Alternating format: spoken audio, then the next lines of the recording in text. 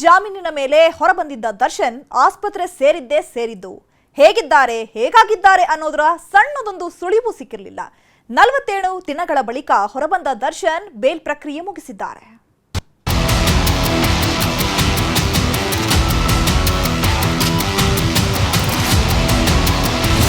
Challenging star Darshan ಒಂದು ಕಾಲದಲ್ಲಿ ಸ್ಯಾಂಡಲ್ವುಡ್ನ ಸುಲ್ತಾನ, box ಆಫೀಸ್ನ ಓಡೋ ಕುದುರೆ. ಆದ್ರೆ ಇದೇ ಓಡೋ ಕುದುರೆಯನ್ನ ಕಟ್ಟಾಕಿ 6 ತಿಂಗಳೇ ಆಗೋಗಿತ್ತು. ಜೈಲು ವಾಸದ ಜೊತೆಗೆ ಆಸ್ಪತ್ರೆ ಬಿಟ್ರೆ ಬೇರೆಲ್ಲೂ ಹೋಗಿರ್ಲಿಲ್ಲ. 2 ದಿನ ಹೆಂಡತಿ ಮನೆಯಲ್ಲಿ ಉಳಿದಿದ್ದು ಬಿಟ್ರೆ ಹೊರಗಿನ ಪ್ರಪಂಚವನ್ನೇ ಕಂಡಿರ್ಲಿಲ್ಲ. ಮಧ್ಯಂತರ ಜಾಮೀನು ಸಿಕ್ಕರು ಎಲ್ಲೂ ಹೋಗದ ಪರಿಸ್ಥಿತಿಯಲ್ಲಿದ್ರು. ಆದ್ರೆ ಇವತ್ತು ಸರ್ವ ಸ್ವತಂತ್ರ. ಹೈಕೋರ್ಟ್ನಲ್ಲಿ ಪೂರ್ಣ ಪ್ರಮಾಣದ ಜಾಮೀನು ಸಿಕ್ತಿದ್ದಂತೆ ಫ್ರೀ ಬರ್ಡ್ ಆಗಿದ್ದಾರೆ. ಬರೋಬ್ಬರಿ 6 ತಿಂಗಳ ಬಳಿಕ ಬೆಂಗಳೂರಲ್ಲಿ ಒಂದು ರೌಂಡ್ಸ್ ಹೋಗಿ ಬಂದಿದ್ದಾರೆ.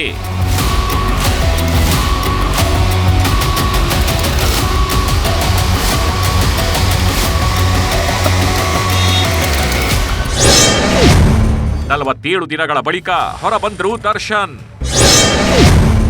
ಬೇಲ್ ಪ್ರಕ್ರಿಯೆ ಮುಗಿಸಿ ಆಸ್ಪತ್ರೆಗೆ ಮತ್ತೆ ವಾಪಸ್. ದರ್ಶನ್ಗೆ ಬೇಲ್ ಸಿಕ್ಕಿದ ದಿನದಿಂದಲೂ ಚರ್ಚೆಯಾಗ್ತಿರೋದೊಂದೇ, ಸರ್ಜರಿ ಆಗತ್ತಾ ಇಲ್ವಾ ಅಂತ. ಆದ್ರೆ ಸದ್ಯದ ಪರಿಸ್ಥಿತಿ ನೋಡಿದ್ರೆ ಸರ್ಜರಿ ಮಾಡಿಸಿಕೊಳ್ಳೋದು ಅನುಮಾನವೇ ಬಿಡಿ. ಹೀಗಾಗಿ ಇವತ್ತೇ ಆಸ್ಪತ್ರೆಯಿಂದ ಹೊರಬರ್ತಾರೆ ಅಂತ ಎಲ್ರೂ ಅಂದ್ಕೊಂಡಿದ್ರು. ಅದರಂತೆಯೇ ಆಸ್ಪತ್ರೆಯಿಂದ ಹೊರಬಂದ್ರು. Blue jeans, white T shirt ನಲ್ಲಿ ಬಂದ ದರ್ಶನ್ ಸೀದಾ ಹೋಗಿದ್ದು ಸಿಟಿ ಸಿವಿಲ್ ಕೋರ್ಟ್ ಅಂಗಳಕ್ಕೆ. 1 ಗಂಟೆ ಕಾದು ಕುಳಿತ ದರ್ಶನ್ ಶ್ಯೂರಿಟಿ ಪ್ರಕ್ರಿಯೆ ಮುಗಿಸಿದ್ರು.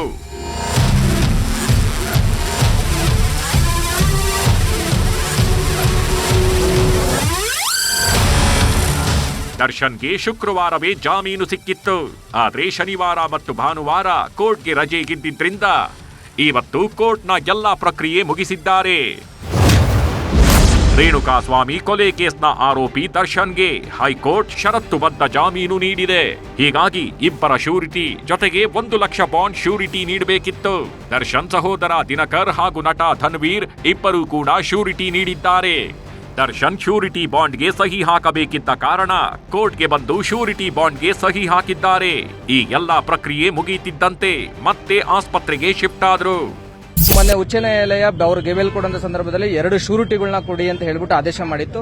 ಅದರ ಪ್ರಕಾರವಾಗಿ ಇವತ್ತು ಆ ಶ್ಯೂರಿಟಿಗಳನ್ನ ಅಂದ್ರೆ ದರ್ಶನ್ ಅವರಿಗೆ ಈ ಪ್ರಕರಣದಲ್ಲಿ ಮುಂದಿನ ದಿನಾಂಕಗಳನ್ನು ಅಂದ್ರೆ ಪ್ರಕರಣ ಮುಗಿಯೋವರೆಗೂ ಸಹ ನ್ಯಾಯಾಲಯದ ಆದೇಶಕ್ಕೊಳಪಟ್ಟು ಇವತ್ತು ಬಂದು ಅವರು ಶ್ಯೂರಿಟಿ ಅಂತ ಕರೀತಾರೆ. ಆ ಶ್ಯೂರಿಟಿ ಪ್ರೊಸೀಜರ್ಸ್ ನ ಮುಗಿಸ್ಕೊಂಡು ಹೋಗಿದ್ದಾರೆ. ಇಲ್ಲ ಸರ್, ಅವ್ರನ್ನ ಹಾಸ್ಪಿಟಲ್ ಅಲ್ಲೇ ಇದ್ದಾರೆ, ಮತ್ತೆ ಇಲ್ಲಿ ಮುಗಿಸ್ಕೊಂಡು ಮತ್ತೆ ಹಾಸ್ಪಿಟಲ್ಗೆ ಹೋಗಿದ್ದಾರೆ ಸರ್. ಕುಂಟುತ್ತಲೇ ಕೋರ್ಟ್ಗೆ ಬಂದ ಕಾಟೇರ.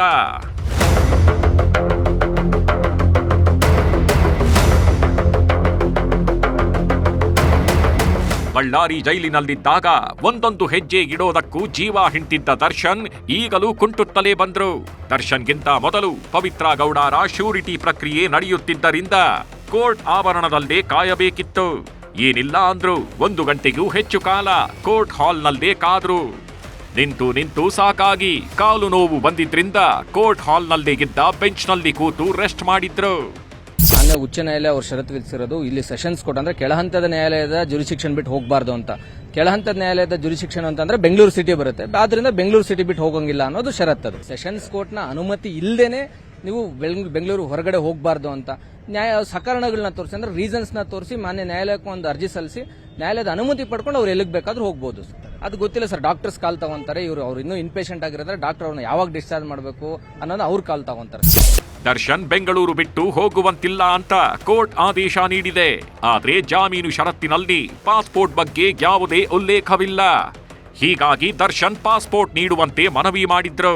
ಇದಕ್ಕೆ ಉತ್ತರಿಸಿದ ನ್ಯಾಯಾಧೀಶರು ಅರ್ಜಿ ಹಾಕಿ ಪಡೆದುಕೊಳ್ಳಿ ಎಂದಿದ್ದಾರೆ.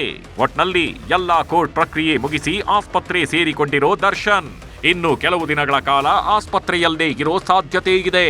ಆದ್ರೆ ಸರ್ಜರಿ ಮಾತ್ರ ಬೇಡ ಎಂದಿದ್ದು ಫಿಸಿಯೋಥೆರಪಿ ಮೂಲಕವೇ ಗುಣಪಡಿಸಿಕೊಳ್ಳೋ ನಿರ್ಧಾರಕ್ಕೆ ಬಂದಿದ್ದಾರಂತೆ. ಒಟ್ನಲ್ಲಿ 6 ತಿಂಗಳಿಂದ ಅನುಭವಿಸಿದ್ದ ಸೆರೆವಾಸಕ್ಕೆ ಕೊನೆಗೂ ಮುಕ್ತಿ ಸಿಕ್ಕಿದೆ. ಹೆಜ್ಜೆ ಇಡೋದಕ್ಕೂ ಜೀವ ಹಿಂಟಿದ್ದ ನೋವು ದಾಸನ ಬದುಕಲ್ಲಿ ಇದೀಗ ನೆಮ್ಮದಿಯ ನಿಟ್ಟುಸಿರು ಬಿಡುವಂತಾಗಿದೆ.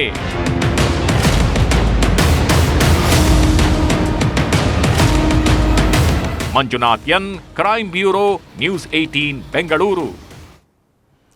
6 ತಿಂಗಳಿನಿಂದ ಸೆರೆವಾಸ ಅನುಭವಿಸ್ತಾ ಇದ್ದ ಪವಿತ್ರ ಗೌಡ ಕೊನೆಗೂ ಹೊರಬಂದಿದ್ದಾರೆ. ಬೇಲ್ ಪಡೆಯೋದಕ್ಕೆ ಕಾಡಿ ಬೇಡಿದ್ದ ಪವಿತ್ರಾಗೆ ವಿಘ್ನ ವಿನಾಶಕ ವರಪ್ರಸಾದ ಕೊಟ್ಟಿದ್ದಾನೆ. ಗೌಡ ಆರ್ಆರ್ ನಗರದ ಮಹಾರಾಣಿ, ಕೋಟಿ ಕೋಟಿ ಒಡತಿ, ಅರಮನೆಯಂತ ಮನೆ, ಕೋಟಿ ಬೆಲೆಯ ಕಾರು, ಸ್ಯಾಂಡಲ್ವುಡ್ ಸುಲ್ತಾನನಂತ ಗೆಳೆಯ ಬೇರೆ. ಹೀಗಾಗಿ ಪವಿತ್ರ ರೇಂಜೇ ಬೇರೆ, ಲೆವೆಲ್ಲೇ ಬೇರೆ ಇತ್ತು. ಆದರೆ ಕಳೆದ 6 ತಿಂಗಳಿಂದ ಇದೇ ಪವಿತ್ರ ಗೌಡ ಪಟ್ಟಂತ ಪಾಡು ಅಷ್ಟಿಷ್ಟಲ್ಲ. ಯಾವಾಗ ಹೊರ ಬರ್ತೀನೋ, ಯಾವಾಗ ಮತ್ತೆ ರಾಣಿಯಂತೆ ಮೆರೆದಾಡ್ತೀನೋ ಅಂತ ನಿತ್ಯವೂ ಕಣ್ಣೀರಿಡ್ತಾ ಇದ್ರು. ಅದಕ್ಕೆಲ್ಲ ಈಗ ಕಾಲ ಕೂಡಿ ಬಂದಿದೆ. ಬರೋಬ್ಬರಿ 6 ತಿಂಗಳ ನಂತರ ಆರ್ಆರ್ ನಗರದ ಮಹಾರಾಣಿ ಹೊರ ಬಂದಿದ್ದಾರೆ. ಪವಿತ್ರ ಗೌಡ ಸೆರೆವಾಸಕ್ಕೆ ಬಿತ್ತು ತೆರೆ. ಪರಪ್ಪನ ಅಗ್ರಹಾರ ಜೈಲಿಂದ ಗೌಡ್ತಿ ರಿಲೀಸ್.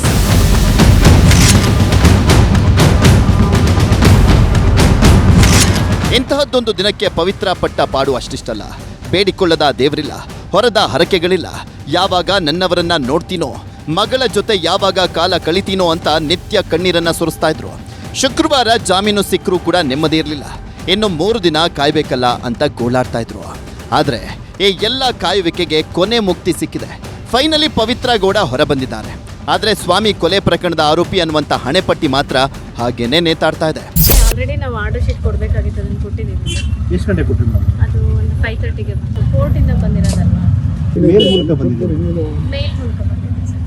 ಓಕೆ, ಅದು ಕನ್ಸಿಡರ್ ಮಾಡ್ಬೋದಲ್ಲ ಸರ್? ಅಮೀನು ಕೂಡ ಬಂದಿದ್ದಾರೆ ಸರ್, ಈಗ ಆಲ್ರೆಡಿ ಕೊಟ್ಟಿದ್ದಾರೆ ಸರ್. ಅಲ್ಲ, ಬಿಫೋರ್ 6 ಬಂದಿದ್ದಾರೆ. ಹೌದು ಹೌದು ಹೌದು ಬಂದಿದ್ದಾರೆ. ಹಾಗಾದ್ರೆ ಈಗ ರಿಲೀಸ್ ಆಗ್ತಾರೆ. ಹೌದು ಹೌದು. ಪವಿತ್ರ ಸಂಬಂಧಿ ಮನೀಶ್ ಶ್ಯೂರಿಟಿ. ದರ್ಶನ್ ಮುಂದೆನೆ ನಡೀತು ಶ್ಯೂರಿಟಿ ಪ್ರಕ್ರಿಯೆ. ಪವಿತ್ರ ಗೌಡಗೆ ಸಿಕ್ಕಿರುವಂಥದ್ದು ಷರತ್ತುಬದ್ಧ ಜಾಮೀನು. ಹೀಗಾಗಿ ಜಾಮೀನು ಶ್ಯೂರಿಟಿ ನೀಡಬೇಕಿತ್ತು. ಕೋರ್ಟ್ಗೆ ಆಗಮಿಸಿದ್ದಂಥ ಪವಿತ್ರ ಸಂಬಂಧಿ ಮನೀಶ್ ಚಾಮರಾಜಪೇಟೆ ಹಾಗೂ ತಲಗಟ್ಟಪುರದ ಆಸ್ತಿಯನ್ನ ಶ್ಯೂರಿಟಿಯಾಗಿ ನೀಡಿದ್ದಾರೆ. ಈ ವೇಳೆ ದರ್ಶನ್ ಕೂಡ ಕೋರ್ಟ್ ಹಾಲ್ನಲ್ಲೇ ನಿಂತಿದ್ರು. ದಾಸನ ಮುಂದೆನೆ ಪವಿತ್ರ ಗೌಡರ ಶ್ಯೂರಿಟಿ ಪ್ರಕ್ರಿಯೆ ಕಂಪ್ಲೀಟ್ ಆಯಿತು. ಗೌಡ್ತಿಯ ಪೂಜೆಗೆ ಗಣೇಶನ ಮಹಾಪ್ರಸಾದ. ದರ್ಶನ್ ಬಿಡುಗಡೆ ಮಾಡಿಸುವುದಕ್ಕೆ ವಿಜಯಲಕ್ಷ್ಮಿ ಸುತ್ತದ ದೇವಸ್ಥಾನಗಳಿಲ್ಲ. ಶಕ್ತಿ ದೇವತೆಯರ ಮೊರೆ ಹೋಗಿದ್ದಂಥ ವಿಜಯಲಕ್ಷ್ಮಿ ಕೊಲ್ಲೂರಿಂದ ಹಿಡಿದು ಕಾಮಕ್ಯದವರೆಗೂ ಕೂಡ ಹರಕೆಯನ್ನ ಹೊತ್ತಿದ್ರು. ಗಂಡನ ಹೆಸರಲ್ಲಿ ಮೇಲಿಂದ ಮೇಲೆ ವಿಶೇಷ ಪೂಜೆಯನ್ನ ಸಲ್ಲಿಸಿದ್ರು. ಇದರ ಫಲವೋ ಏನೋ, ದರ್ಶನ್ಗೆ ಮಧ್ಯಂತರ ಜಾಮೀನು ಸಿಕ್ಕಿತ್ತು. ಕೊನೆಗೆ ಪೂರ್ಣ ಪ್ರಮಾಣದ ಜಾಮೀನು ಸಿಕ್ತು. ಪವಿತ್ರ ಗೌಡ ಕೂಡ ಇದೇ ರೀತಿ 10 ಹರಕೆಯನ್ನ ಹೊತ್ತಿದ್ರು. ದೇವಸ್ಥಾನಕ್ಕೆ ಹೋಗೋದಕ್ಕೆ ಆಗದೆ ಇದ್ರು. ಇವರ ಭಕ್ತಿ ಏನ್ ಕಮ್ಮಿ ಇರಲಿಲ್ಲ. ಜೈಲಿನ ಹಾಲ್ನಲ್ಲಿರುವಂಥ ಗಣೇಶನನ್ನ ಶ್ರದ್ಧಾ ಭಕ್ತಿಯಿಂದ ಪೂಜೆ ಮಾಡ್ತಾ ಇದ್ರು. ವಿಘ್ನ ವಿನಾಶಕ ಅಂದ್ರೆ ಪವಿತ್ರಾಗೆ ಇನ್ನಿಲ್ಲದ ನಂಬಿಕೆ. ಎಂಥ ಕಷ್ಟ ಕಾಲದಲ್ಲೂ ಕೂಡ ನನ್ನ ಜೊತೆಗಿರ್ತಾನೆ ಅನ್ನುವಂಥ ಆತ್ಮವಿಶ್ವಾಸ. ಹೀಗಾಗಿನೇ ಜೈಲಿನಲ್ಲಿರುವಾಗಲೇ ಉಪವಾಸ ವ್ರತವನ್ನ ಮಾಡಿದ್ರು. ಗಣೇಶನಿಗೆ ಹರಕೆ ಹೊತ್ತು ಪ್ರತಿ ಕ್ಷಣವೂ ಭಗವಂತನ ಜಪ ಮಾಡ್ತಾ ಇದ್ರು. ಇದರ ಬೆನ್ನಲ್ಲೇ ಈಗ ಪವಿತ್ರ ಗೌಡ ಹೊರಬಂದಿದ್ದಾರೆ. ದರ್ಶನ್ಗೆ ಜಾಮೀನು ಸಿಕ್ಕ ದಿನವೇ ಸುಬ್ಬಿಗೂ ಬೇಲ್ ಸಿಕ್ಕಿದೆ. ಪವಿತ್ರಾಗೆ ಮಗಳು ಖುಷಿ ಅಂದ್ರೆ ಪಂಚಪ್ರಾಣ. ಮಗಳನ್ನ ಇಷ್ಟು ದಿನ ಬಿಟ್ಟಿದ್ದಿದ್ದೇ ಇಲ್ಲ. ಕೊಲೆ ಕೇಸ್ನಲ್ಲಿ ಜೈಲು ಸೇರಿದ ಮೇಲೆ ಮಗಳ ಮುಖ ನೋಡಿದ್ದು 2-3 ಸಾರಿ ಮಾತ್ರ ಅನ್ಸುತ್ತೆ. 6 ತಿಂಗಳು ಕರುಳ ಕುಡಿಯಿಂದ ದೂರ ಇದ್ದಂಥ ಪವಿತ್ರಾಗೆ ಮಗಳ ಬಿಗಿ ಅಪ್ಪುಗೆ ಸಿಕ್ಕಿದೆ. ತಾಯಿ ಇಲ್ಲದೆ ಒಬ್ಬಂಟಿಯಾಗಿದ್ದಂಥ ಮಗಳಿಗೂ ಹೆತ್ತವಳ ಸಾಂತ್ವನ ಸಿಕ್ಕಿದೆ. ಒಟ್ನಲ್ಲಿ ಒಂದೇ ದಿನ ಬಂಧನ, ಒಂದೇ ದಿನ ಜೈಲುವಾಸ, ಕೊನೆಗೆ ಒಂದೇ ದಿನ ದರ್ಶನ್ ಹಾಗೂ ಪವಿತ್ರ ಹೊರಬಂದಿದ್ದಾರೆ. Bureau report, news 18 Bengaluru. ಕೆಲಸ ಇಲ್ಲದವನು ಅದೇನೋ ಮಾಡ್ದ ಅಂತಾರಲ್ಲ, ಹಾಗಾಗಿದೆ ಡ್ರೋನ್ ಪ್ರತಾಪ್ ಕಥೆ. ಕೃಷಿ ಹೊಂಡದಲ್ಲಿ ನಿಂತ್ಕೊಂಡು ಸೋಡಿಯಂ ಬ್ಲಾಸ್ಟ್ ಮಾಡಿದವನಿಗೆ ಜೈಲೇ ಖಾಯಂ ಆಗಿದೆ.